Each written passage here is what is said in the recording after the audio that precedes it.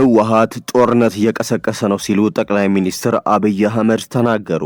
የኤርትራውን አስመራ ዩኒቨርሲቲን በተመለከተም ጠቅላይ ሚኒስትሩ አነጋጋሪ አስተያየት ሰጥቷል። እናነሳዋለን። የፋኖ ኃይሎች በአርሲ ኦርቶዶክሳውያን ላይ የደረሰውን ጭፍጨፋ አስመልክቶ መልእክታቸውን አስተላልፈዋል።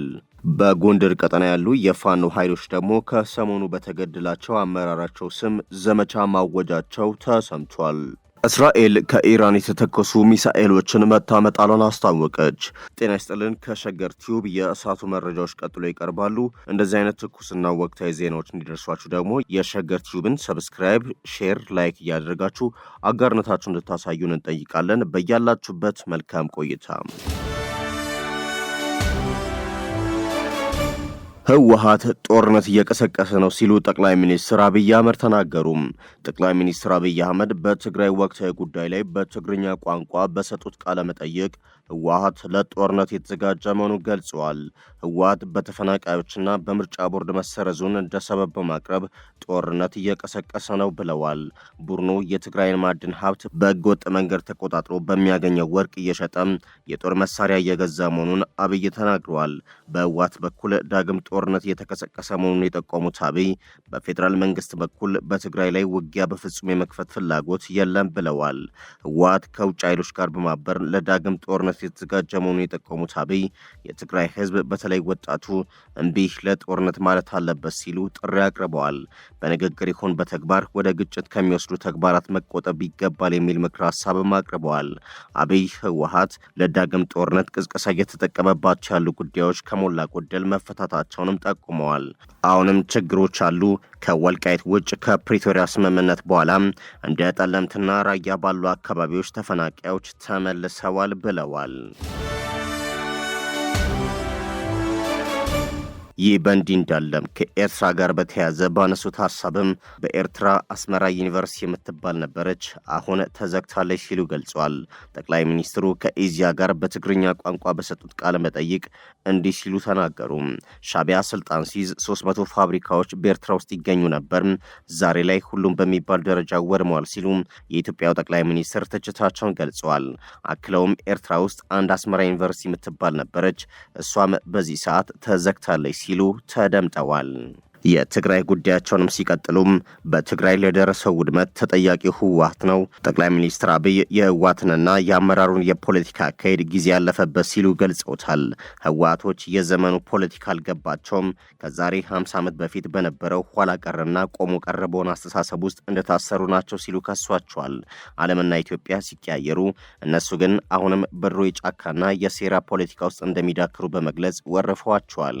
በትግራይ ክልል ለደረሰው አብዛኛው ውድመትና የህዝብ መከራም ተጠያቂው ይህ ያረጀ አስተሳሰብ የተሸከመው አመራር እንደሆነም ተናግረዋል። በጀትና ልማትን በተመለከተም የፌዴራል መንግስቱ ድርሻውን እየተወጣ ቢሆንም ከትግራይ በኩል ያለው ጥረት ግን ደካማና አፍራሽ መሆኑን ኮንነዋል። የፌዴራል መንግስት ለትግራይ ህዝብ የልማት በጀት እየለቀቀ ቢሆንም የክልሉ አስተዳደር ግን ገንዘቡን ለህዝብ ጥቅምና ለልማት ከመዋል ይልቅ ለግጭትና ላልሆነ ነገር እያባከነው መሆኑን ነው የተናገሩት። በአንድ ወገን ጥረት ዋጋ የለውም፣ እኛ የፌዴራል መንግስት ብቻ ሰላምና ልማት ብንል መፍትሄ አያመጣም፣ ህወሓቶች ለጦርነትና ለግጭት የምትሰሩ ከሆነ መቼም ለውጥ አናይም በማለት የጊዜ አስተዳደሩን አፈጻጸም ደካማ ሲሉ ተችተዋል። ሌላው በጣም አነጋጋሪ በሆነው የወልቃይትና የተፈናቃዮች ጉዳይ ላይ ጠቅላይ ሚኒስትሩ ኳሱን ወደ ህወሓት ሜዳ ወርውረዋል። ተፈናቃዮችን የያዘው ማን ነው ሲሉም ጠይቀዋል። የወልቃይት ጉዳይ በህግና በህገ መንግስቱ እንደሚፈታና ተፈናቃዮች ወደ ቀያቸው መመለስ እንዳለባቸው የፌዴራል መንግስቱ አቋም ቢሆንም ይህ እንዳይሆን እያደረገ ያለው ግን ራሱ ህወሓት መሆኑን ጠቁመዋል። ተፈናቃዮች ወደ ቤታቸው እንዳይመለሱ እንቅፋት እየፈጠረ ያለው ህዝቡን ለፖለቲካ መጠቀሚያ ለማድረግ የያዘው አካል ራሱ ህወሓት ነው ሲሉ ተደምጠዋል። የወልቃይት ጉዳይ የቤት ስራችን ያሉ ጠቅላይ ሚኒስትሩም መፍትሄው ግን በዳግም ጦርነት ሳይሆን በህግ ብቻ መሆኑን አጽንኦት ሰጥተዋል። ጠቅላይ ሚኒስትሩ ህወሓትን ከጦርነት መውጣት ያቃተው ኃይል አድርገውም ስለውታል። ሌላው ደግሞ ህዝቡ ሰላም ሲፈልግ፣ አመራሩ ግን አሁንም ለሁለተኛ ጦርነት እየተዘጋጀና ህዝቡን እየቀሰቀሰ መሆኑን ጠቁመው ይህ አካሄድ የማይረባና ያረጀ እንደሆነ በመግለጽ ህወሓት ከዚህ የጥፋት መንገድ ካልወጣም የትግራይን ህዝብ ወደ ባሰ አዘቅት እንደሚከተውም አስጠንቅቀዋል። በአጠቃላይ ንግግራቸው የፌዴራል መንግስቱን ለጋነትና ታጋሽነት እያጋነኑ የህወሓትና የጊዜ አስተዳደሩን ደካማነት፣ ሀገር አፍራሽነትና ጦር ናፋቂነት አጉልተው ያጋለጡበትና የተሳለቁበት ቃለ መጠይቅ ነበረ። ይህ ጠቅላይ ሚኒስትሩ ቃለ መጠይቅ ግን በርካታ ትችቶችንም እያስተናገደ ነው። የአስመራ ዩኒቨርሲቲን አስመልክቶም ከሻዕቢያ የዲጂታል ሰራዊት በኩል ምላሽ ተሰጥቷል።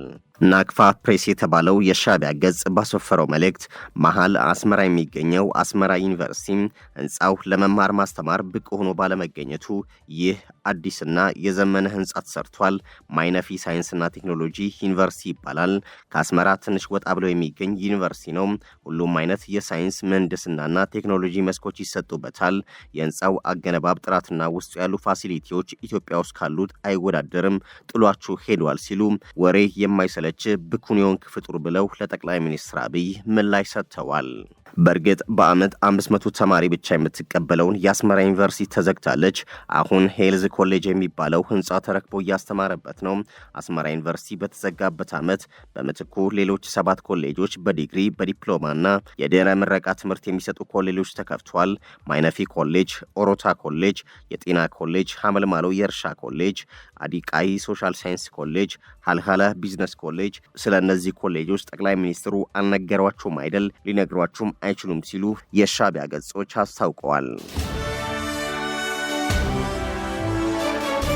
በአርሲ ኦርቶዶክሳውያን ላይ የደረሰውን ጭፍጨፋ አስመልክቶ የፋኖ ኃይሎች መግለጫ አወጡ። የአማራ ፋኖ ብሔራዊ ንቅናቄ በኢትዮጵያ ኦርቶዶክስ ተዋሕዶ ቤተክርስቲያን ምስራቅ አርሲ ሀገረ ስብከት ስር በሚገኙ ወረዳዎች ነዋሪ የሆኑ የቤተ ክህነቷ ታላላቅ አባቶች፣ ካህናትና ምዕመናን ላይ በደረሰባቸው ጭፍጨፋ ከፍተኛ ሐዘን የተሰማ መሆኑን ይገልጻል ይላል። ከየካቲት 19 ጀምሮ በተፈጸመው ጭፍጨፋም ከ40 በላይ ንጹሐን ነፍሶች በብልጽግና አገዛዝ መር የሽብር ተግባር በጥይት ተደብድበውና በስለት ተወግተው ሕይወታቸው አልፏል። በሺዎች የሚቆጠሩትም ንብረታቸው ወድሟል። ለዘመናት ከኖሩበት ቀያቸው ተሰደዋል። አርሲን ጨምሮ የእምነት የቋንቋና የማንነት ብዛነት ባለባቸው አካባቢዎች ላይ መደበኛ ኃይሎችን በማደራጀት በዜጎች ላይ ሽብር የሚፈጽመው የብልጽግና አገዛዝ መሰል የዘር ማጥፋት ወንጀልን በግልጽና በስውር ሲፈጽም ይህ የመጀመሪያው አይደለም። በዚህ ዓመት በምስራቅ አርሲ ዞን የሸርካ ወረዳ ብቻ ከ164 በላይ ኦርቶዶክሳውያንን በተመሳሳይ መንገድ ገድሏል። በርካታ ምዕመናንም የደረሱበት አይታወቅም ብለዋል። በመሆኑም ይህ ጉዳይ ለሕዝብ ጆሮ እንዲደርስ ያደረጉ የሚዲያ አካላትንና የተፈጸመውን የሽብር ተግባር ያወገዙ የፖለቲካ ኃይሎችን እያመሰገንን ጨፍጫፊውን የብልጽግና ስርዓት ለማስወገድ እየታገላችሁ ያላችሁ የኦሮሞ የፖለቲካ ኃይሎችና ተጽዕኖ ፈጣሪ ፖለቲከኞች መሬት የወረደ ትግል በማድረግ በኦሮሚያ ክልል የሚኖረው የአማራ ህዝብ ህልውናው እንዲከበር የበኩላችሁን እንድታደርጉ ወገናዊ ጥሪያችንን እናቀርባለን ብለዋል።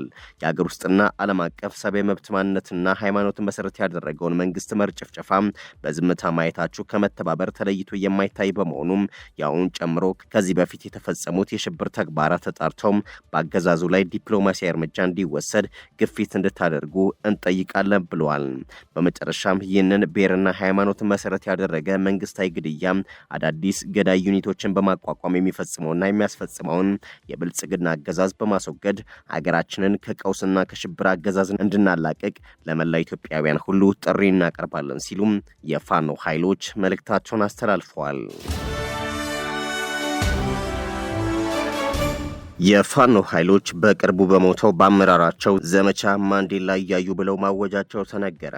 በዚህም ጠላት የሚተማመንበትን የኮንክሪት ምሽግ በአናብስት ፋኖች ደርምሰናል ብለዋል። የካቲት 24 ከጧቱ 12 ሰዓት ጀምሮ በጥምረት ጠላት የሚኩራራበት ደጎማ ከተማ ላይ ታሪክ ሰርተናል ሲሉ አሳውቋል።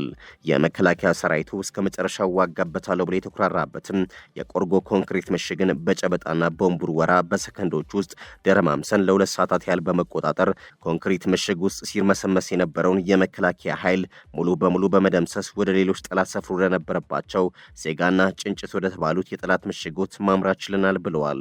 ሴጋና ጭንጭት ላይ መሽጎ የነበረው ጠላትም ሙትና ቁስለኛ ተደርጓል ሲሉም የፋኖ ኃይሎች አሳውቋል። ከፍተኛ ምትን ያስተናገደው ጠላት የድረሱልኝ ጥሪ ለበላይ አዛዦቹ ያደረገ ሲሆን ጥሪው የደረሳቸው አለቆችም ማክሰኝት ላይ ሰፍሮ የሚገኘውን ኃይል ወደ ደጎማ ያንቀሳቀሱ ቢሆንም ድንዝዝ ተብሎ በሚጠራው ቦታ ላይ ክፉኛ ምት አስተናግዷል ሲሉም የፋኖ ኃይሎች ገልጸዋል። በዚህም ሰበብ አለቆቹ የሰጡትን ቀጭን ወታደራዊ ትዕዛዝ ሳይፈጽም ሙሉ ጊዜውን በመንገድ ላይ እንዲፈጅ ተደርጓል ብለዋል። ዙ 23 የተባለውን የቡድን መሳሪያና ድሽቃዎችን ይዞ የተንቀሳቀሰው ጠላት የድንዛዝ ከፍተኛ ቦታዎችን በእሩምታ ተኩስ ሲያርሳቸው አርፍዷል ብለዋል። በዙ 23 መሳሪያ የሚድን የመሰለው ጠላት ሙትና ቁስለኛ መሆኑም ታውቋል። ማክሰኝት የመጀመሪያ ደረጃ ሆስፒታል በቁስለኞች የተጥለቀለቀ ሲሆን ከባድ ቁስለኞች በሪፈር ወደ ጎንደር ሆስፒታል መላካቸውም ታውቋል። በአጠቃላይ በዛሬው የደጎማ አውደ ውጊያ ከ70 በላይ መከላከያና ሚሊሻ መሞትን አስታውቀው 65 ክላሽንኮቭና የቃታ ጠመንጃዎችን 45 የወገብ ትጥቆችን 95 የእጅ ቦምቦችን ለጊዜው ቁጥሩ ያልታወቀ የነፍስ ወከፍና የቡድን መሳሪያ ተተኳሽን ገቢ ማድረጋቸውን የፋኖ ኃይሎች አሳውቀዋል። የመካከለኛው ምስራቅ ጦርነት የምግብ ዋጋን እንደሚያንር ተገለጸ። በመካከለኛው ምስራቅ እየተካሄደ ባለው ጦርነት ሳቢያ የነዳጅ ዋጋ ከመጨመሩ ባሻገርም የምግብ ዋጋም ሊንር እንደሚችል ተጠቁሟል። አሜሪካና እስራኤል በኢራን የከፈቱትን ጥቃት ተከትሎም ኢራን በባሕረ ሰላጤው ሀገራት ላይ የአጸፋ እርምጃ መውሰድ መቀጠሏም ዓለም አቀፍ የንግድ እንቅስቃሴ ላይ ጫና አሳድረዋል። ይህም በሰብል እህሎች ምርት እንዲሁም ዝውውር ላይ ተጽዕኖ እንደሚኖረው ባለሙያዎች ይገልጻሉ። የሆርሙዝ ሰርጥ መዘጋት የበቆሎ የስንዴና የሩዝ ዋጋ እንዲንር ያደርጋል። በሌላ በኩል ማዳበሪያ ለመስራት የሚውለው ኬሚካል ዩሪያ እጥረት ሊከሰት እንደሚችልም ባለሙያዎች ገልጸዋል። ከዩሪያ ምርት 1/3 የሚዘዋወረው በባህር ላይ ነው። ከማዳበሪያ አምራች ድርጅቶች ሁለተኛ ትልቁ የሆነው የአራ ኃላፊ የሆኑት ሲቨንቶሬ ሆልስተር አንዳንድ የሰብል አይነቶች ምርታቸው 50 በመቶ ሊቀንስ ይችላል ብለዋል። የሆርሙዝ ሰርጥ የተዘጋበት ጊዜ አርሶ አደሮች ማዳበሪያ የሚፈልጉበት ወቅት መሆኑ ደግሞ ችግሩን እንደሚያባብሰው አክሏል። በተባበሩት መንግስታት የኢራን አምባሳደር የሆኑት አሊ ባህሬኒም ከአሜሪካ ጋር አሁን ላይ ድርድር ማድረግ ውጤታማነቱ አጠራጣሪ ነው ሲሉ ተናግረዋል። ቀደም ሲል የአሜሪካው ፕሬዚዳንት ዶናልድ ትራምፕ የኢራን ባለስልጣናት ከአሜሪካ ጋር የመነጋገር ፍላጎት እንዳላቸው ነገር ግን ጊዜ እንዳለፈባቸው እንደነገሯቸው ገልጸዋል። የኢራኑ አምባሳደር በበኩላቸው ከአሜሪካ ጋር ድርድር ማድረግ ውጤታማነቱ ላይ ከፍተኛ ጥርጣሬ ያለን ማለታቸውን ሮይተርስ የዜና ወኪል ዘግቧል። ፕሬዚዳንት ትራምፕ በማህበራዊ ሚዲያ ገጻቸው ላይ ባሰፈሩት መልእክት የኢራን ወሳኝ ተቋማትና መሪዎች መመታታቸውን ጠቅሰው ለንግግር ጊዜው አልፏል ማለታቸው ይታወሳል። አሜሪካና እስራኤል በኢራን ላይ ጦርነት መክፈታቸውን ተከትሎ ኢራን የአጸፋ እርምጃ መውሰዷን ቀጥላለች። የኢራን እስላማዊ አብዮታዊ ዘብ ቃል አቀባይ ብርጋዴር ጄኔራል አሊ መሐመድ ናኢም በአሜሪካና በእስራኤል ላይ የሲኦል በሮች ይከፈታሉ በሚል ዝተዋል።